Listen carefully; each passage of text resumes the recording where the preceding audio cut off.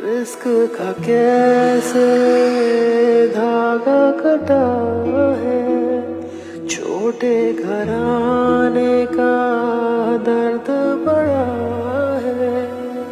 जैसे किसी ने दुख ही न बांटे हो, लंबा सफर हो राह में काटे हो। दूर है मंजिल ख्वाब बड़े हैं।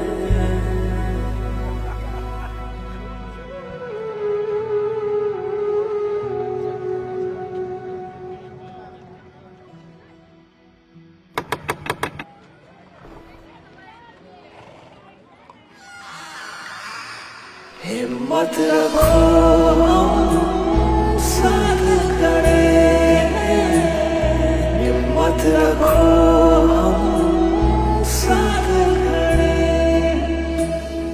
अल खिदमत इस्लामिक माइक्रो फाइनेंस लाखों बेरोजगारों के लिए वसीला बन रहा है। आप भी किसी को रोजगार फराहम करने में हमारा साथ दे सकते हैं।